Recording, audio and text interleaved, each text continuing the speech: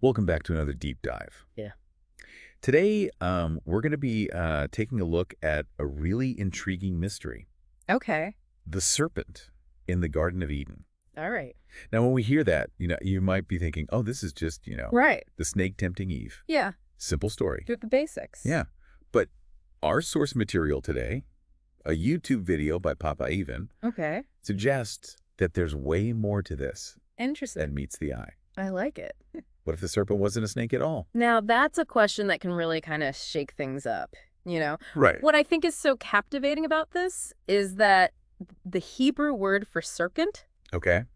has multiple layers of meaning. Okay. So it can refer to a literal snake, yes, Mm-hmm. but it can also mean deceiver, Okay. and even describe a shining or a bronze-like being. So right from the start, the language itself is hinting at Right. something a lot more complex Yeah, than just your average garden snake. absolutely. A shining being. That sounds almost angelic. It does. And that's where I think things get really fascinating, because Papa Ivan Yeah. directs our attention to the book of Ezekiel, Oh, or wow. chapter 28. All right. And there we find this description of a being present in Eden, Mm-hmm. adorned with precious stones, Wow. moving among fiery stones, Interesting. identified as a guardian cherub. Okay, now hold on a cherub. Yeah. That's not Not the cute little babies. the little chubby babies. No. Yeah, with wings. Yeah, exactly. No, cherubim are a different class of angelic beings altogether. Right. Incredibly powerful, Cool. often depicted as guardians of sacred spaces. I see. And this particular cherub, identified as Satan, Okay. is said to have fallen from grace because of his pride. So we're not talking about a snake at all. No, We're no. talking about We're talking about a fallen angel a fallen angel who was in the Garden of Eden. who was in the garden. This really changes It does. how I see this story. It really does. Yeah. And I think this understanding helps us make sense of the serpent's actions in Genesis 3. Okay. So think about it. The serpent actually speaks to Eve, Right. which isn't something a typical snake does. Exactly. He questions God's words, Mhm. right? Planting these seeds of doubt in Eve's mind, Mm-hmm. and then making sin seem incredibly desirable. Yeah. This points to a master manipulator at work. Right. Someone using language and deception. Right. Not just fangs and venom. Not just a snake. Yeah. It's starting to make a lot more sense. Yeah. This serpent is a powerful, Right. intelligent being, Absolutely. possibly even radiant and glorious, Yes. disguised as something seemingly harmless. Right. But if there were any doubts about the serpent's true identity, Okay. Papa Ivan brings up a very clear verse from Revelation chapter 12, verse 9. Ah, yes. Revelation 12.9. That verse pulls back the curtain completely. What does it say? It states that the great dragon, Okay. ancient serpent, is the devil Satan himself. There's no ambiguity there. All right. The Bible directly links the serpent in Eden with Satan. Okay, so the Bible confirms that this was Satan all along. Yep. But why choose to appear as a serpent? What was the strategy behind that disguise?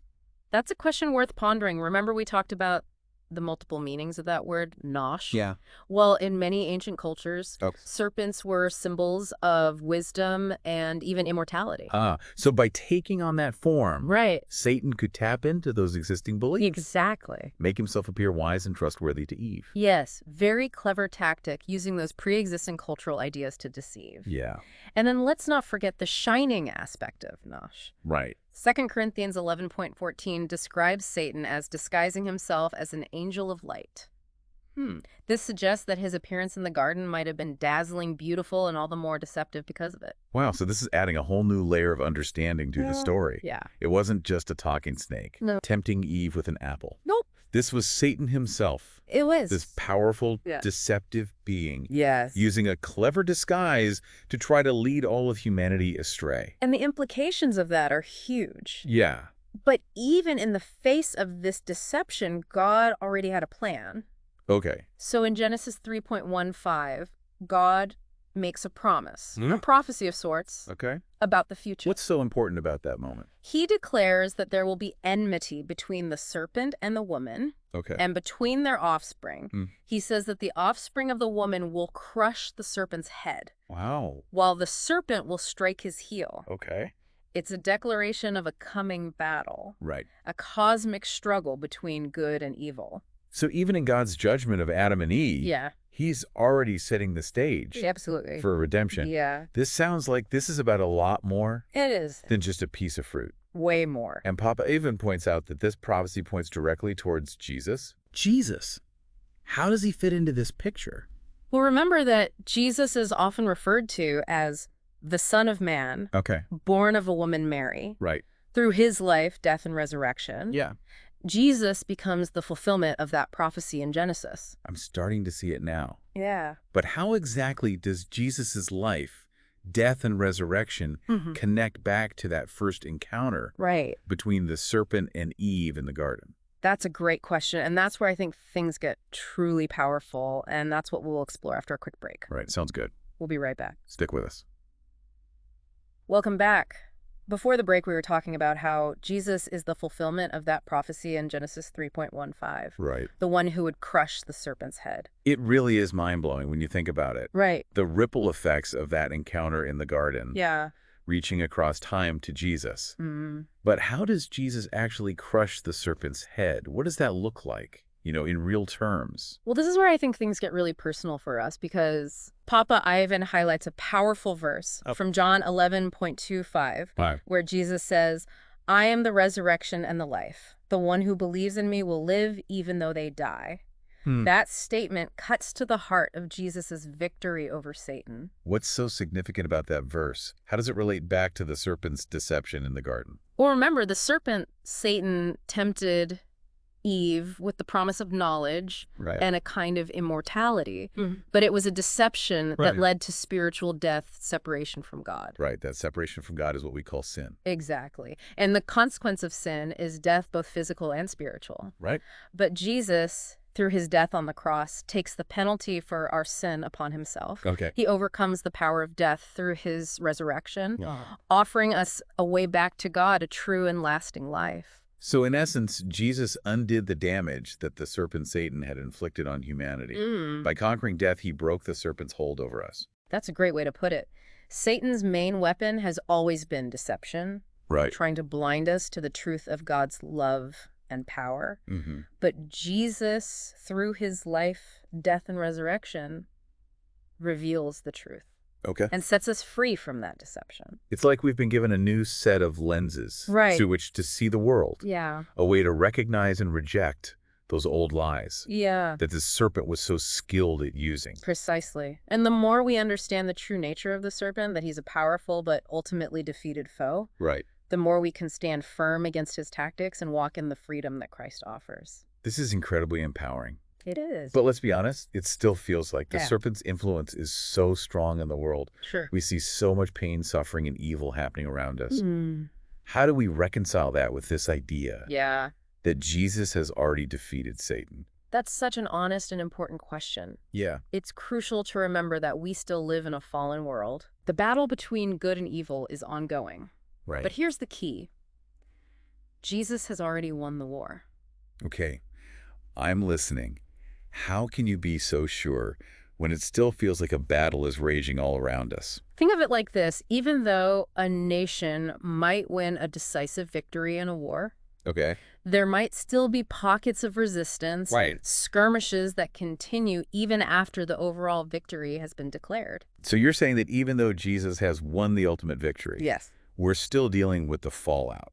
Yeah. The ongoing consequences of that initial conflict in the garden. Exactly. And that's why understanding the truth about the serpent Satan and his tactics is so crucial for us today. Okay. When we know the truth, we're less likely to be deceived. Right. We can stand firm in our faith knowing that even in the midst of trials and tribulations, we are ultimately on the winning side. That knowledge changes everything. It does. It transforms how we see the challenges we face, knowing that we're not fighting a losing battle. Absolutely. We don't have to cower in fear or give in to despair. Right. We can face our struggles with courage and hope, knowing that we have the power of the Holy Spirit within us and the victory of Jesus Christ on our side. So practically speaking, how does that actually play out in our lives?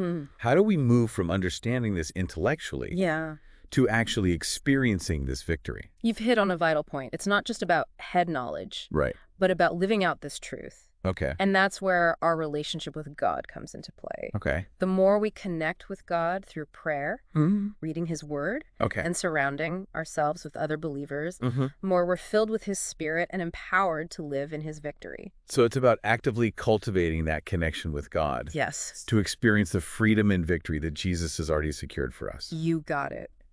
It's in those moments of intimacy with God that we find the strength to resist temptation, Yeah. overcome fear, and walk in that freedom that Jesus purchased for us. This is incredibly encouraging. It is. It seems like understanding the serpent's true nature, Yeah.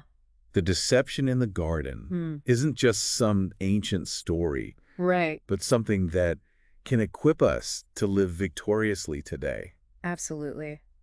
It gives us a new perspective on temptation, a deeper understanding of God's plan for redemption, and empowers us to walk in the freedom that Christ has already won for us. Wow, this has been an eye-opening conversation. Me too. I feel like we've only scratched the surface Oh, yeah. of what this story has to offer. There's always more to uncover. Yeah. And speaking of uncovering more, we're going to wrap up this deep dive and see where Papa Ivan leaves us with a final thought. Sounds good. Welcome back, deep divers. Today we've been on quite a journey, uncovering the truth about the serpent in the Garden of Eden. It's been fascinating, hasn't it? It really has. Yeah. And it wasn't just a snake after all. Yeah. It was Satan himself. Right. Using this really clever disguise Yeah. to deceive humanity. And what's so powerful about this whole story is that it doesn't end in defeat. God, in his infinite wisdom and love, had a plan for redemption from the very beginning. Right. We talked about how that redemption is found in Jesus, who crushed the serpent's head through his life, death, and resurrection. Papa Ivan leaves us with a really thought-provoking question here. Okay. How does understanding the true nature of the serpent change your perspective on temptation and God's plan for redemption? It really does make you pause and think. It does. For me, it highlights just how cunning and deceptive Satan can be. Right. Knowing that he's not just some abstract force out there, Yeah. but a real being with a strategy, Mm-hmm. makes his tactics seem even more insidious. I agree. It underscores the need for vigilance, for Right. staying rooted in God's truth, so we're not so easily swayed by those deceptive whispers. It's like knowing the enemy's playbook. Exactly. Like we said earlier, Yeah. it helps us to recognize those patterns of temptation and make wiser choices. Absolutely. And it reminds us that we're not alone in this struggle. We have the power of the Holy Spirit within us, the victory of Jesus Christ on our side, and the support of fellow believers to help us stand strong. This deep dive has been such a powerful reminder that even though we live in a fallen world, Yeah.